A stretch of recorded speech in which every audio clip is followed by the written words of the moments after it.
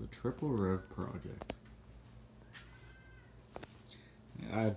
I'm guessing this will be the year to finally get this thing done. Not even get the year, just to drive it. So looking forward to this thing. It's so pretty. So much to look at. I actually have Honda ATV bars. There is part of the synchro drive, belt drive. There is a 10-tooth sprocket. Another one. I'm going to switch this over. Surprising enough, I gotta get the outers still, so I only have 2. There is a very beautiful racing rotor, brand new, never even used. Upgraded with mainstay solutions, the main way solutions.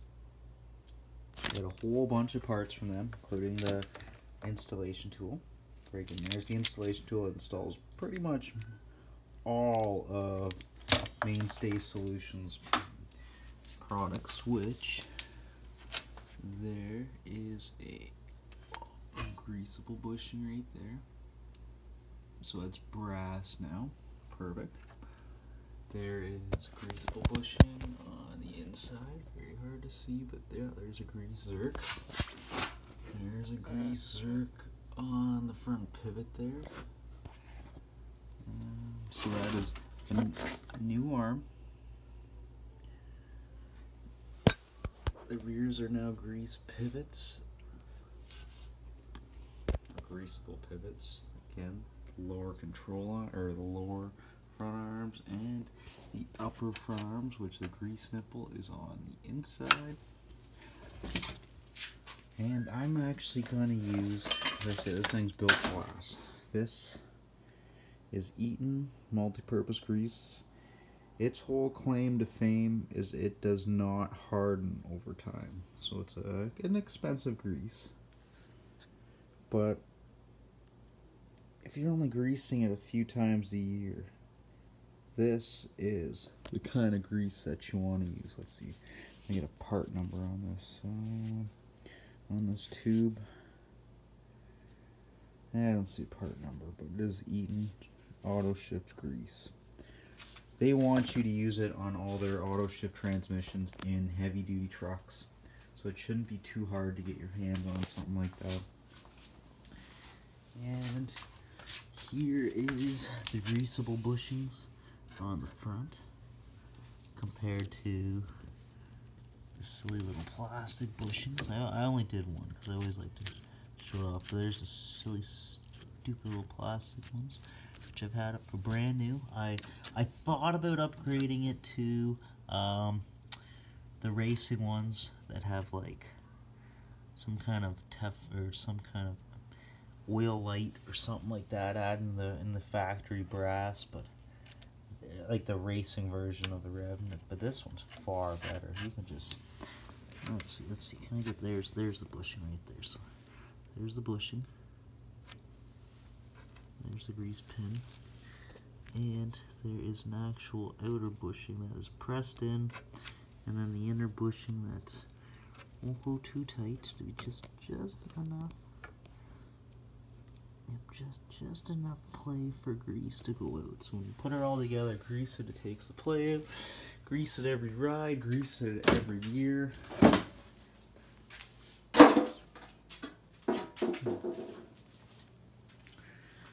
There's the Jaws pipes. There's the headers for the Jaws pipes. And there's the Jaws pipes up there.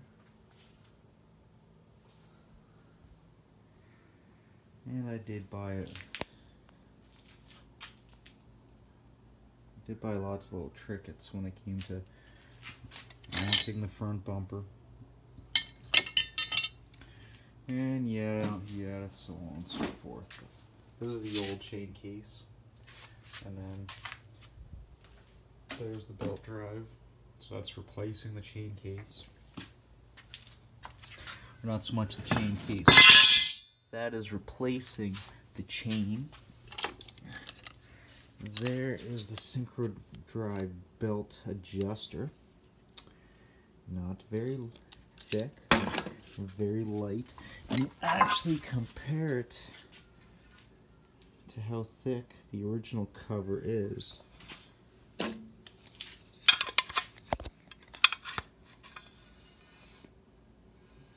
It is surprising enough the exact same. It is no thicker. So I'm definitely looking forward to this. I was not impressed when I actually got the synchro drive in.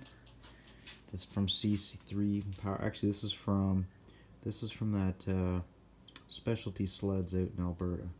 And I called them up. I told them exactly, like, you know, I have a triple rev build here. I want to keep to a short track, so I got 136 Camel Plus. Like, I want to get as much track speed as I can still, because it's a triple. It loves to sing. It wants to scream. So it's like I wanted a 2-to-1 gear ratio, which is a 30 top spline and a 60 bottom. And then I get the thing in, and it's a 28 spline top. I'm like, are you kidding me? It's supposed to be a 30, so it's not.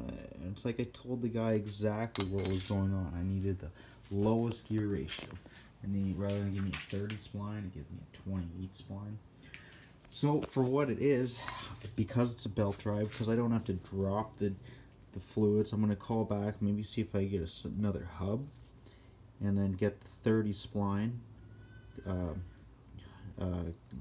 30 spline gear, and yeah, finally maybe have two. So if the snow gets really, really heavy, lower it, drop it right there on the spot and adjust the belt. But that is a 136 by 16 wide Camel Plus trail. I honestly thought it was going to come, and I thought it was going to be full bar. I thought the bars were going to be right, left, and right, but it's been a 1.8 tread depth. I'm running the 10 spline, so it's a little bigger sprocket. Will be when I convert it over. Look how rusty this one is. I think I'm just going to buy a new one. Apparently Royal Distributing, when I got these inner friggin' sprockets, they couldn't get me their cheap little $30 outer sprockets because they're discontinued. I don't know. So it's going to be tight running. At least I got a different chain case from an 03. I got the 04 REV. Didn't want to put that chain case on. Hopefully there's just enough clearance. And hopefully I can get a lot of speed. Having a 2-to-1 belt drive. Having a 10 spline. And then this dirty belt, or this dirty rear. I don't know. How cool would it look just leaving it dirty? Just having that. No mud flap. She'll kick snow. Anything that gets caught in the track and going into here is going to get friggin' ripped apart. But I've been looking up at tunnels, and I see Van Amberg tunnels. And I think if this belt drive works good, and the 16-inch track, and it's just a fun sled, maybe I'll call them up, get something custom made, and just drill out all these rivets. Have the cooling going on the outside, have some cool Van Amberg rear end that can hold stuff, and have some a good foot tunnel there so it drops snow the way I want to. And let this thing scream, play with it, and feel the triple. If I do it again though, pretty hard not to go to a 4-cylinder Yamaha. These 3-cylinder turbos, they just don't sing like those 4-cylinders do. But this is my ultimate. This was, ever since I got the REV, I was always a triple fan. So I always had uncles that had an XCR or some wicked stories with Thundercats, and this is my hyper sled. This is the engines when the class was considered the hyper sled class.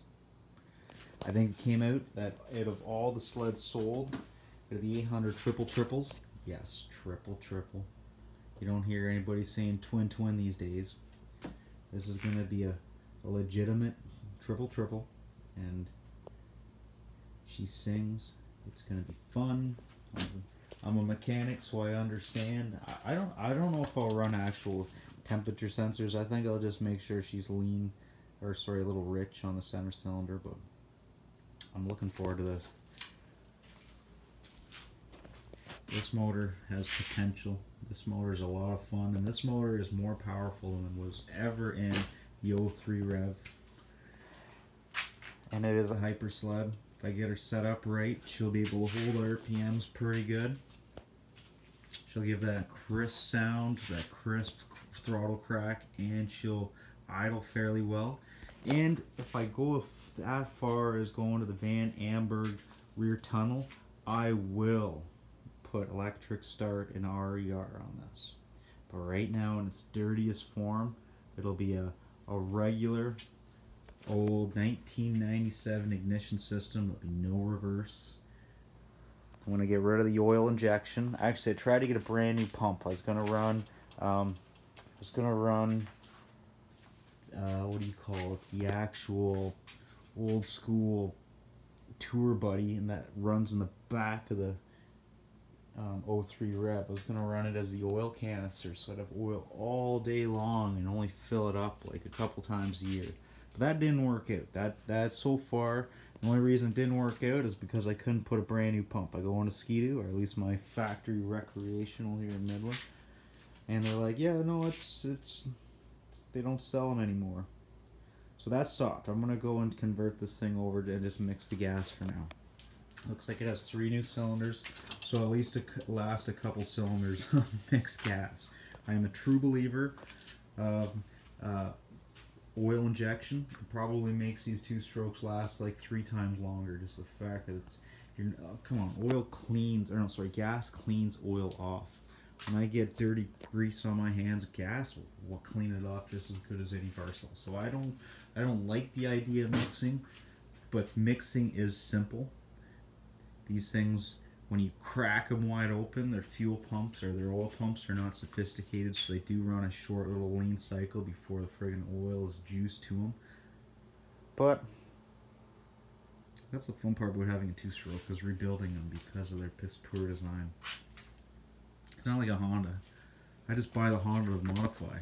I buy the Ski-Doo to fix, beat up, get a hair, get scared, get a thrill, blow it up, and start all over again. This one, if it blows up, it'll probably pop a piston, play along. Oh man, wouldn't it be fun to bring that thing to crank shop? Just be like, yeah, I wouldn't mind a big bore, maybe a stroker. Like, what do you guys do? You guys do like friggin', I think they do 220 horsepower on a high test fuel on some hopped up octane. Run her on E85 and see if I can get 240 horsepower. Like this is a crank shop build in this case. Bondi says that they will build it up with the proper pipes up to 190 horsepower if you pay to port. They're Nickel cylinders. That's the only thing I don't like about it. But this motor, being 97, uses oil to bath the crank bearings. So there's no filling it up with I guess what, Isoflex grease bearings. It's always been pretty good. It's been good to start. Somebody's been cleaning it up and had some issues before, and it's been rebuilt before. It shows only about 11,000 kilometers on it. These things generally have pretty good cranks. And compared to the twins, to get an 07 Summit and that 800R would have been cool. Don't get me wrong, but I have had this 03 REV, and this 03 REV is the project, and it will never leave me. And actually, how it's going right now, getting some nice friggin' shocks up front, I'll be able to huck her. There should be no reason why I can't do a 50-foot jump. Convert this over to a lot better suspension shocks. At least I got the friggin' bushings. It's all tight. Come on, man. This thing's greasable now. How awesome is that? Oh, there's my box. Yep, that's a real deal air ball. That is the first of them. That is awesome. Now I'm just ranting and raving. This thing will never leave me. This thing was here before my wife. The only thing she has to worry about is me cheating on her with this thing. I don't think she's worried.